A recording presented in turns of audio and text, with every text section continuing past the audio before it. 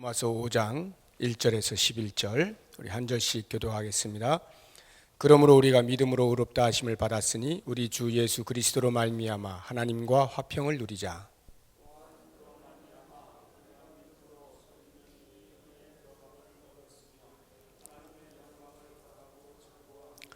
다만 이뿐 아니라 우리가 환난 중에도 즐거워하나니 이는 환난은 인내를, 소망이 우리를 부끄럽게 하지 아니함은 우리에게 주신 성령으로 말미암아 하나님의 사랑이 우리 마음에 부은 바 됨이니,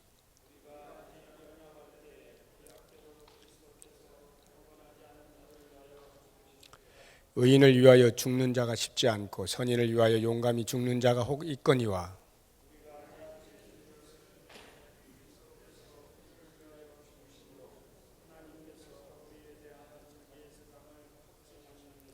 그러면 이제 우리가 그의 피로 말미암아 의롭다 하심을 받았으니 더욱 그로 말미암아 진노하심에서 구원을 받을 것이니,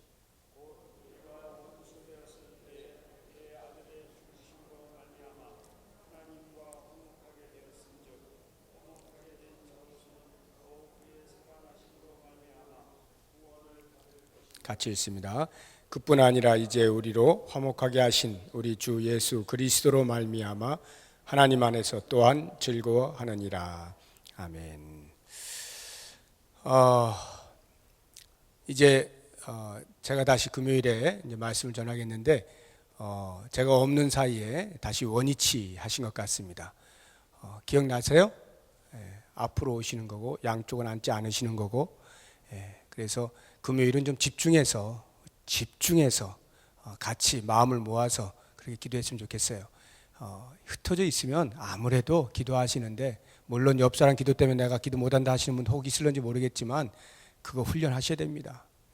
같이 힘을 합하여서 기도하는 그런 시간을 금요일만큼은 그렇게 좀 가졌으면 좋겠고, 오늘은 그냥 앉으시고 다음 주 또 오실 때는 항상 기준이 제가 앉아있는 자리 앞입니다. 그러니까 제 뒤에 있는 분은 앞으로 제가 사람 취급을 안 하겠습니다. 그러니까 꼭 제 앞으로 오세요.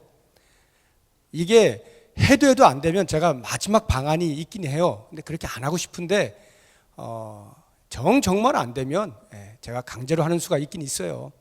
그냥 요 중간쯤에 이렇게 병풍을 쳐버리는 거예요. 그냥. 그래서 금요일 날, 수요일 날은 그냥 병풍 치고 딱 앞에서 좀 모여서 하자고요. 모여서. 물론 여기 꽉 차면 제일 좋지. 그러면 뭐 고민도 안 하고 걱정도 안 하지만, 아직 그러지 않을 때는 우리가 좀 힘을 모아서 같이 모여서 이렇게 예배 드리는 그런 습관을 좀 들였으면 좋겠어요. 다음 주도 잊지 마시고, 그 오시면은 제가 앉은 자리 앞으로, 양쪽은 안 앉고 가운데 두 자리 이렇게 앉으시고, 그래서 부흥해서 점점 이렇게 채워나가는 그렇게 되기를 소망하면서 우리가 먼저 좀 힘을 합했으면 좋겠습니다.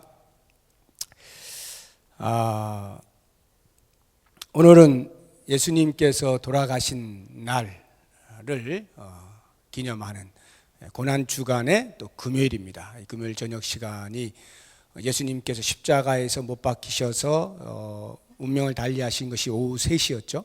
그리고 그때로부터 이제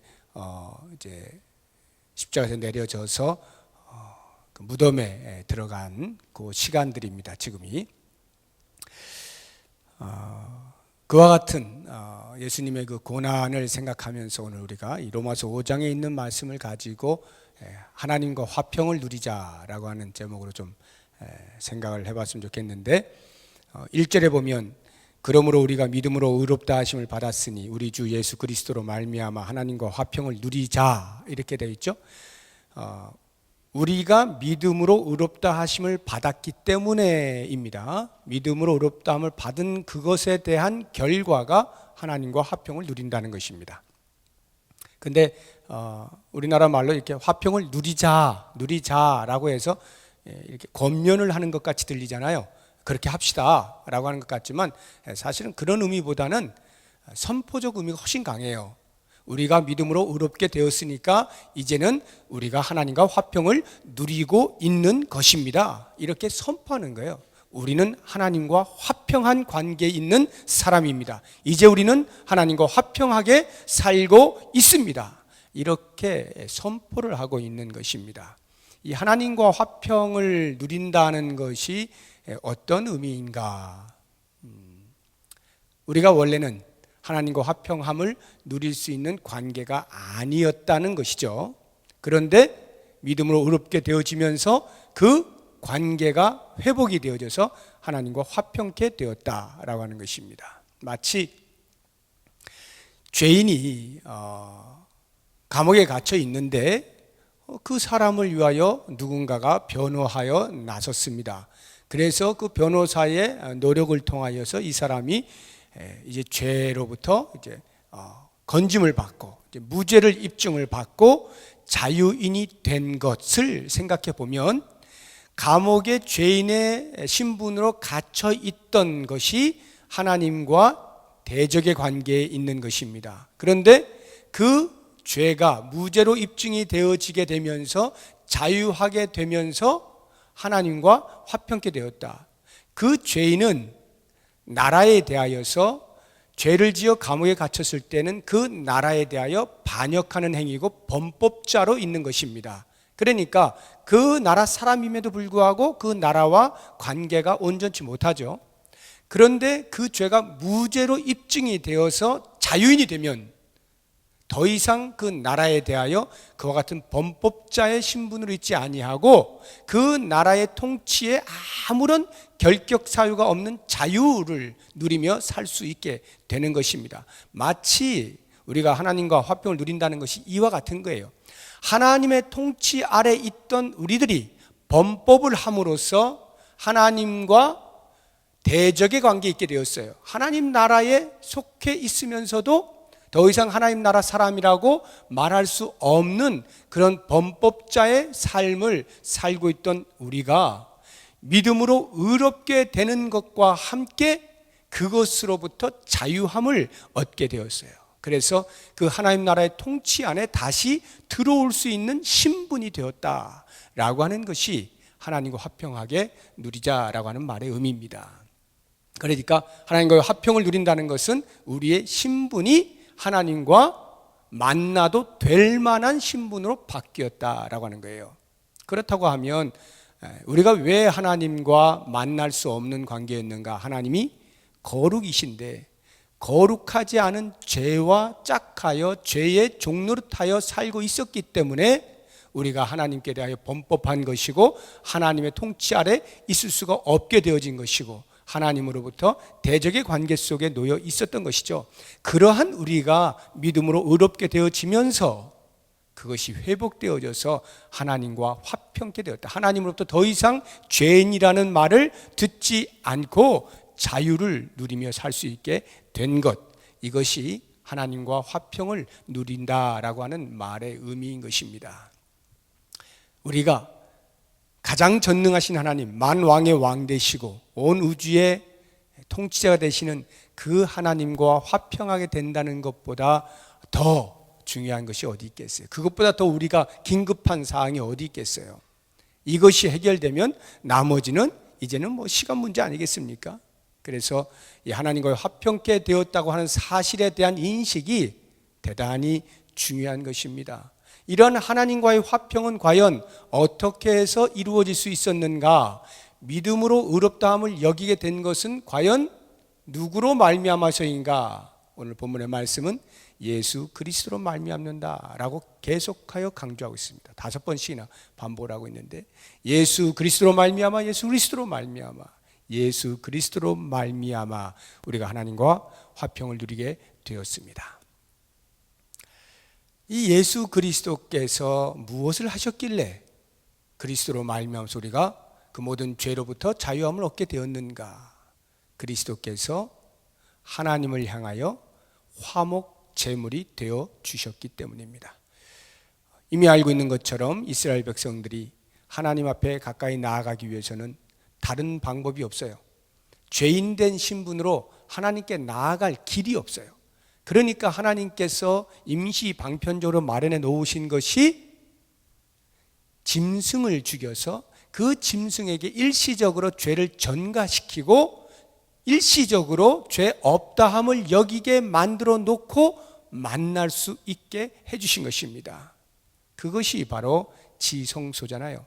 지성소에 1년에 한 번씩 들어가고 또 제사장이 매일같이 제사를 드리고 하는 이런 것들이 자기의 죄를 사함을 받아야 하나님께 나아갈 수가 있는 것이거든요. 이런 일시적 방편으로 사용되어진 것이 제물이란 말입니다. 화목케 하기 위한 제물. 그래서 성경은 예수 그리스도를 가리켜서 화목제물이라 이렇게 말을 하는 거예요. 한 장만 앞으로 넘겨보면 3장, 로마서 3장에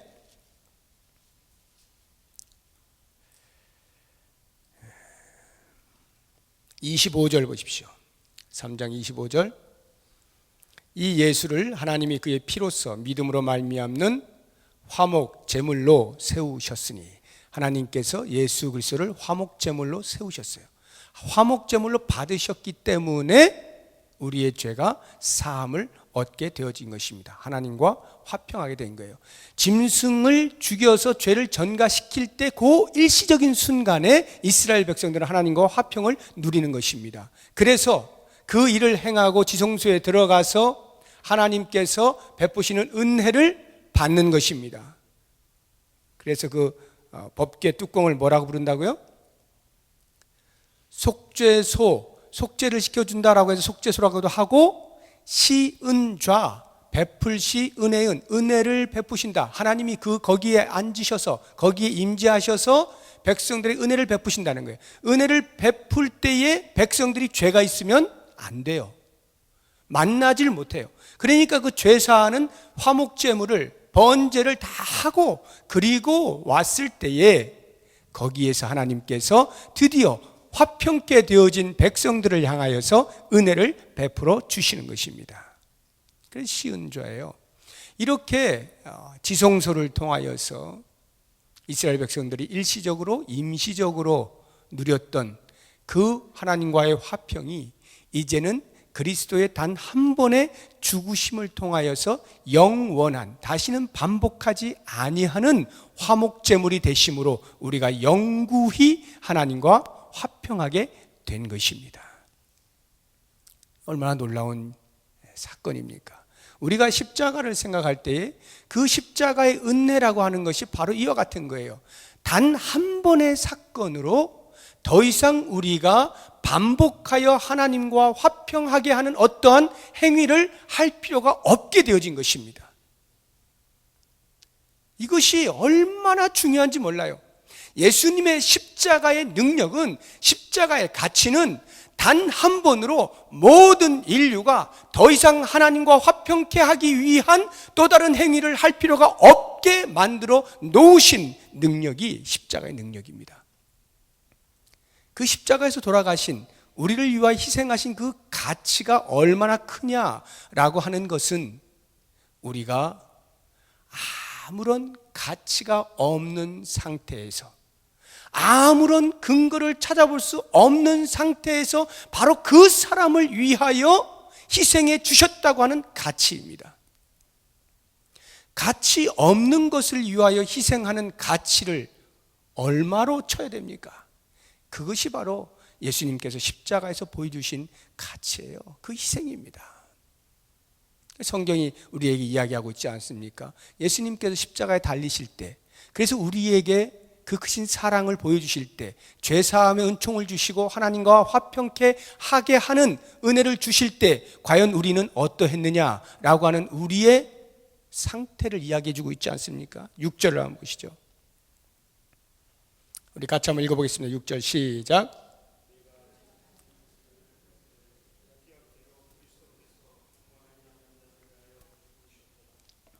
지금 어딘지 잘 모르세요? 로마서 5장 6절입니다.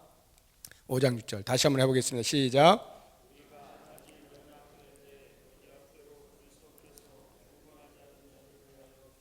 예, 우리가 아직 연약할 때에 뭔가 좀 싹시 있어서, 얘는 희망이 있겠다, 얘는 건져주면 큰일 하겠구나, 이런 무엇이 있어서 하신 것이 아니라 아직 연약할 때에 그리스도께서 경건하지 않은 자를 위하여 죽으신, 가치 없는 사람을 위하여 죽으신 가치, 이게 십자가의 희생이에요.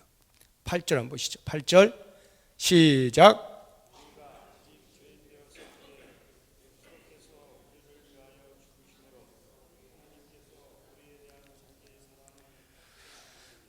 우리가 아직 죄인 되었을 때에 그리스도께서 우리를 위하여 죽으셨다.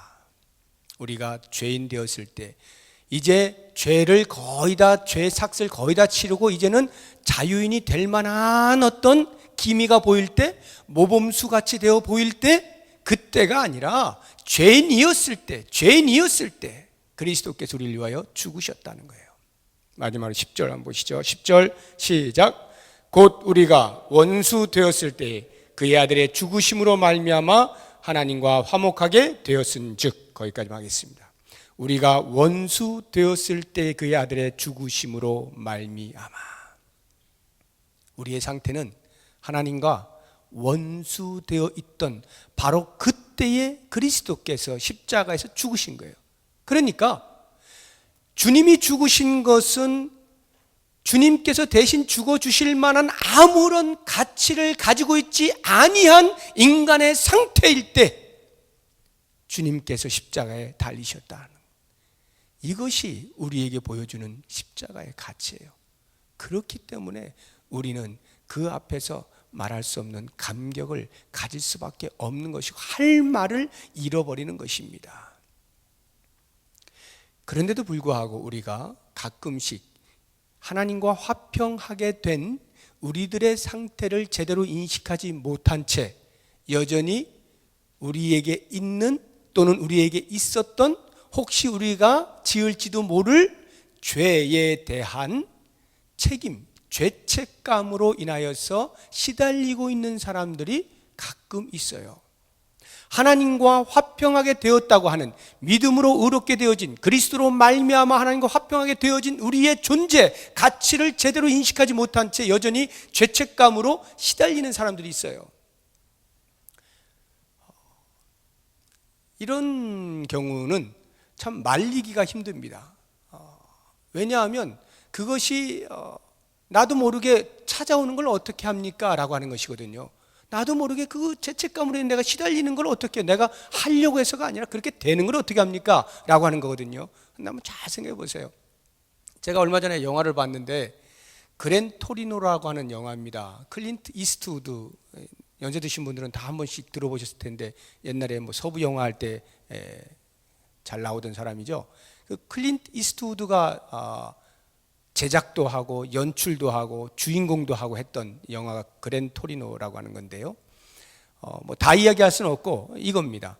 그 사람이 한국전에 참전을 했다가 많이 죽였어요. 이제 그 군인이었으니까 많이 죽였어요. 그 이제 끝나고 집에 돌아와서 자기 일생 동안 그것이 괴로워서 자기를 괴롭히는 거예요. 그것 때문에 살고자 하는 의욕도 없고 만나는 사람들과 계속과의 적대 관계만 갖습니다. 그러한 그 괴로워하는 그 남편을 보면서 아내가 죽기 전에 신부를 찾아가서, 신부님, 나는 이제 죽습니다. 그런데 내 남편이 이렇게 죄책감이 시달려가지고 견뎌 하질 못하니까 제발 좀 꼭 가서 신부니까 고해성사 좀 하게 해주세요. 그래서 좀 다 참여하고 털어버리고 좀 자유롭게 살게 좀 만들어주세요 하고 유언을 남기고 죽었어요. 그래서 그 아내가 죽고 나서 이 사람은 계속해서 그와 같은 삶을 사는데 이 신부가 끊임없이 쫓아가서 당신 아내가 유언했기 때문에 나는 반드시 당신으로부터 고해성사를 드려야 되겠다. 도대체 무슨 일이 있었느냐? 다 고해라. 그리고 용서를 받아라. 이렇게 계속 하는데 이 사람은 콧방귀도 뀌지 않고 당신이 죽음을 아느냐 삶을 아느냐 이러면서 자기가 그 겪었던 명령에 의해서 어쩔 수 없이 죽였던 것뿐만 아니라 나도 모르는 사이에 내가 죽이는 것을 즐기고 있었던 그러한 자신의 어떤 그 처참한 모습, 그것을 견디질 못하고 괴로워하며 일생을 이렇게 살아요. 맨 마지막에 어떤 이제 반전이 있긴 합니다만 저는 그것을 보면서 우리 인간이 그 사람만 그런 것이 아니라 우리들도 역시 별반 다르지 않다는 생각이 들어요.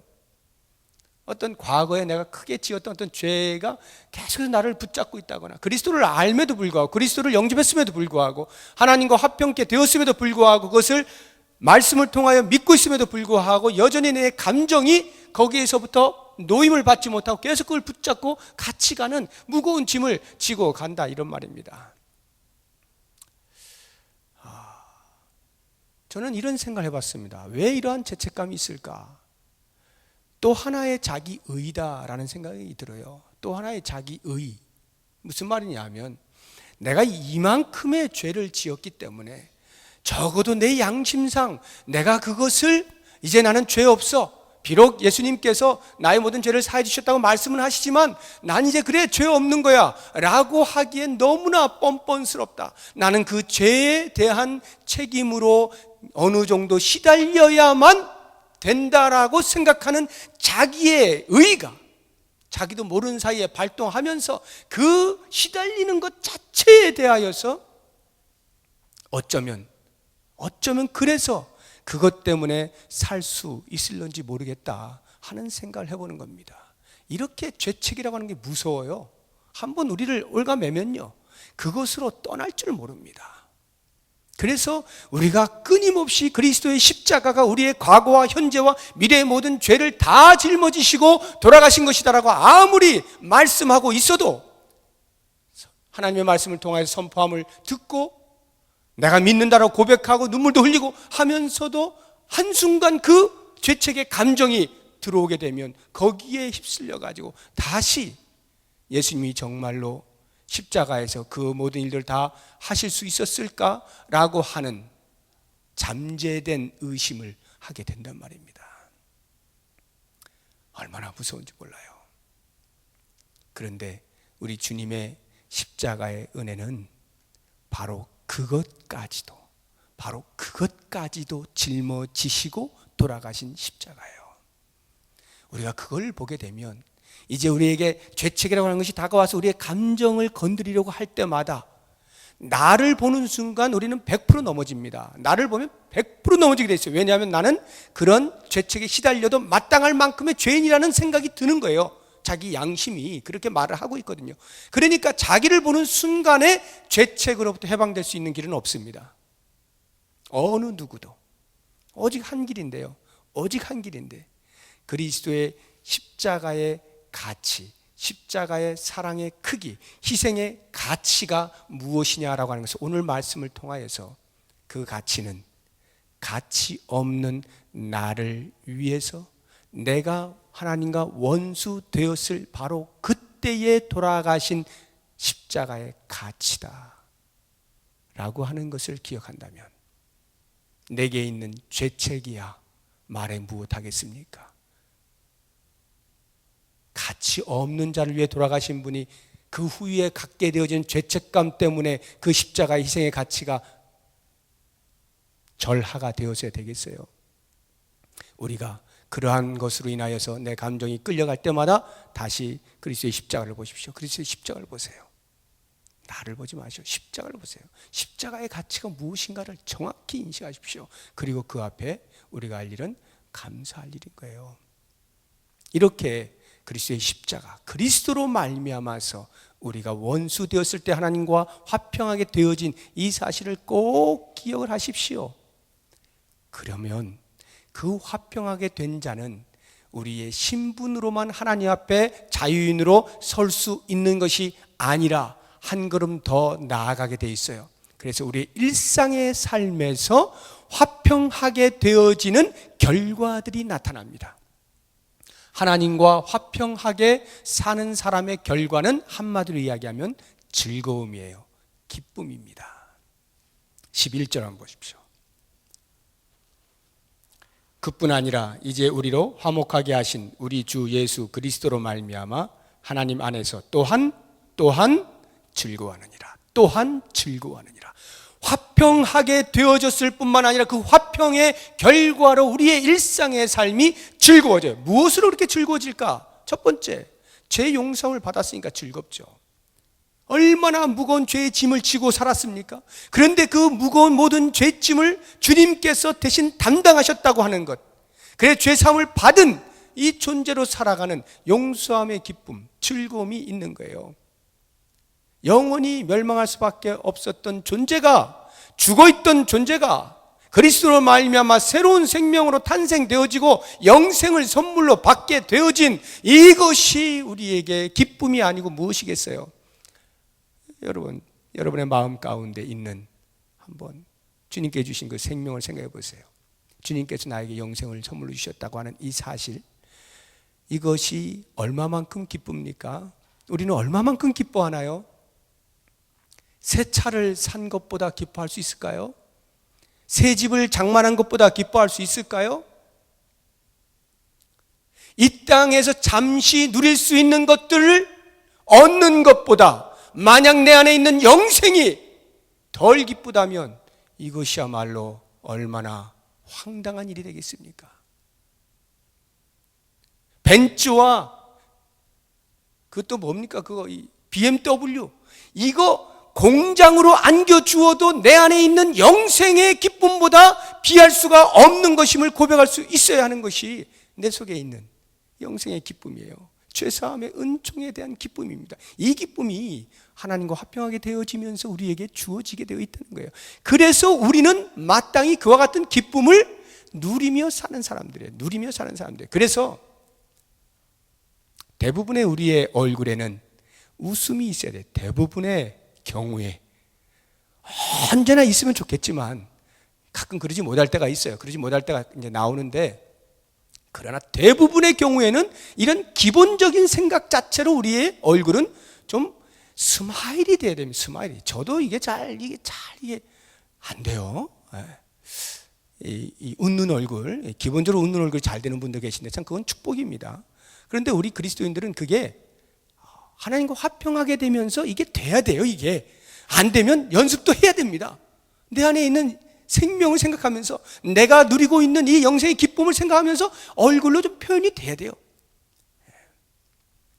우리 웃는 얼굴로 이게 참 기본적으로 잘 돼 있는 우리 교회 한 청년이 우리 저기 앉아 있는데, 우리 영민이가, 쟤는 진짜 보기만 하면 그냥 스마일이 그냥 팍 이렇게 그냥 바로바로 이렇게 되는 애예요.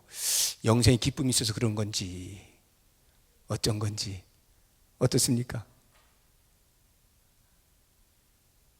예, 그렇다고 하세요. 예. 그래서 우리가 평소에는 좀 이렇게 거의 대부분의 얼굴은 이렇게 스마일이 되는 것이 정상이고요. 가끔 그러지 못할 때가 있어요. 근데 이 가끔이 사실은 좀 많죠. 어떤 때냐면 우리가 환경적으로 눌릴 때, 환경적으로 눌리면 아무리 내 안에 영생이 있어도 일단 감정 자체가 순간적으로 딱 다가오기 때문에 내가 하고 이렇게 인상이 써질 수밖에 없어요. 뭐 힘든 일을 당할 때, 경제적으로 어려움을 당했을 때, 자녀가 뭐가 잘못됐을 때, 뭔가 이렇게 불행한 일이 닥쳤을 때, 이럴 땐 나도 모르는 사이에 일단 얼굴이 찡그려지게 돼 있죠. 그건 뭐 사람이기 때문에 당연한 것입니다. 그러나 그러한 순간에조차도 우리는 내 안에 있는 영생의 선물로 인하여서 하나님과 화평하게 된 자라고 하는 이 사실이 그 환난 속에서도 우리를 웃게 만들어 줍니다. 성경을 보실까요? 3절입니다. 2절부터 보죠. 2절. 또한 그로 말미암아 우리가 믿음으로 서 있는 이 은혜에 들어감을 얻었으며 하나님의 영광을 바라고 즐거워하느니라. 하나님의 영광을 바라고 즐거워하느니라. 3절. 다만 이뿐 아니라 우리가 환난 중에도 즐거워하나니. 이 말씀을 보십시오.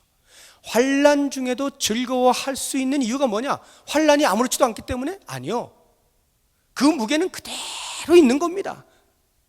나에게 어떤 힘든 일이 다가오면 그것이 그대로 있는 거예요. 내 어깨를 짓누르죠. 그러나 그럼에도 불구하고 그 이상의 환난 너머에 있는 하나님의 영광이 보이니까, 환난 너머에 있는 하나님이 예비해 놓으신 축복이 보이니까 내 속에서 잠깐 그 환난으로 인하여서 내가 인상이 찌그러지고 힘들고 피곤한 기색이 역력하다 할지라도 그 너머에 있는 하나님의 영광과 예배해 놓으신 축복을 보니까 내 속에서 다시금 그것이 즐거움이 생성되는 거예요. 다시 즐거움이 솟아오르는 거예요.